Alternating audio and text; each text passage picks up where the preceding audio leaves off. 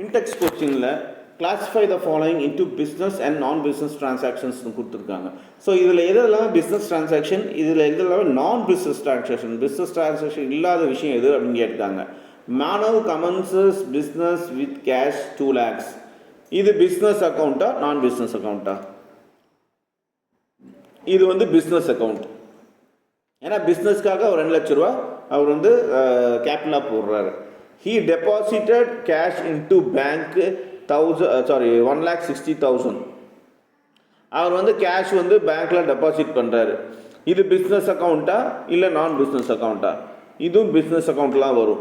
He purchased goods for cash 25,000.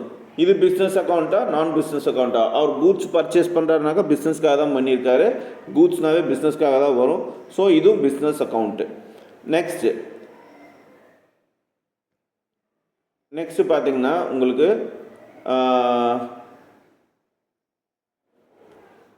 just hold on. He took out cash from the shop and handed over to his wife for purchasing household goods 3,000. ஒருத்தர் வந்து அவர் கடையிலேருந்து business வந்து 3,000 எடுத்து அவங்க ஒய்ஃப்கிட்ட காசு கொடுத்து வீட்டுக்கு பொருள் வாங்கிக்கோன்னு சொல்கிறாங்க. இது பிஸ்னஸ் அக்கௌண்ட்டா நான் பிஸ்னஸ் அக்கௌண்ட்டா? இது வந்து நான் பிஸ்னஸ் அக்கௌண்ட், அதாவது பர்சனல்னு வருது. ஸோ நான் பிஸ்னஸ் அக்கௌண்ட். இது பிஸ்னஸ்க்காக இந்த பணத்தை யூஸ் பண்ணல. ஸோ திஸ் இஸ் நான் பிஸ்னஸ் அக்கௌண்ட்டில் தான் வரும். He attended a family function and got a gift worth 1,500 rupees. ஒரு ஃபேமிலி ஃபங்க்ஷன் அட்டன் பண்ணுறதுக்காக 1,500 ரூபாய்க்கு கிஃப்ட் வாங்கியிருக்காரு. இது பிஸ்னஸ் அக்கௌண்ட்டில் வருமா, டீலிங்கில் வருமா, இல்லை நான் பிஸ்னஸில் வருமா? இது வந்து நான் பிஸ்னஸில் வரும். அப்புறம் he paid monthly salary to his business employees. So பார்த்தீங்கன்னாக்கா இவர் வந்து அவரோட மந்த்லி சேலரி வந்து பிஸ்னஸ் எம்ப்ளாயீஸ்க்கு வந்து அவர் வந்து பே பண்ணியிருக்காரு. அப்படி பார்த்தீங்கன்னாக்கா இது பிஸ்னஸில் வருமா நான் பிஸ்னஸில் வருமா?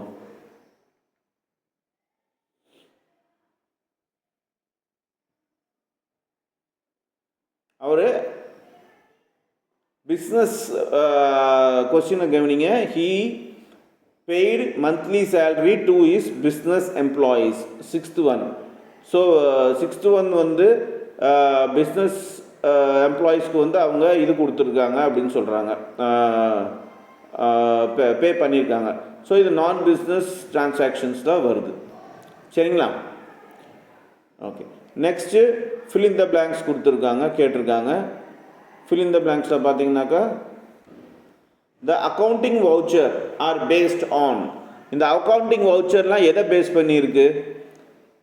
பிஸ்னஸை வந்து சப்போர்ட் பண்ணுறதுக்காக இது ஒரு டாக்குமெண்ட். So supporting document. ஓகேவா? So supporting document. Answer is supporting document. Invoice இல்லாட்டி bill is a dash document. இன்வாய்ஸோ பில்லோ என்ன டாக்குமெண்ட்னு சொல்கிறாங்க அப்படின்னு கேட்குறாங்க. இன்வாய்ஸோ பில்லோ நம்ம வந்து சோர்ஸ் டாக்குமெண்ட்டுன்னு சொல்லுவோம். சோர்ஸ்னாக்கா அது மூலமாக தான் எது ஒன்று நம்ம ப்ரிப்பேர் பண்ண முடியும். அது ஒரு ப்ரூஃபுங்கிற மாதிரி.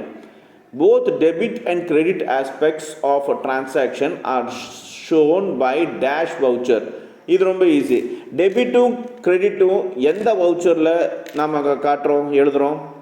Transfer voucher. So answer is transfer வவுச்சரில். அதான் கடைசியாக 3ஆவதாக பார்த்தோம். The credit voucher is prepared for dash receipts. இந்த கிரெடிட் வவுச்சர் வந்து இதுக்கு எந்த ரிசிப்டுக்காக வந்து ப்ரிப்பேர் பண்ணுறாங்கனாக்கா கேஷ் ரெசிப்டுக்காக. So credit voucher is prepared for cash receipts and debit voucher is prepared for cash payments. ஏன்னா பேமெண்ட்னாவே கேஷில் தான் பண்ண முடியும். ஓகேங்களா? ஸோ இது வரைக்கும் உங்களுக்கு புரிஞ்சிருக்குன்னு நினைக்கிறேன். ஸோ இன்றைக்கி இந்த செஷனில்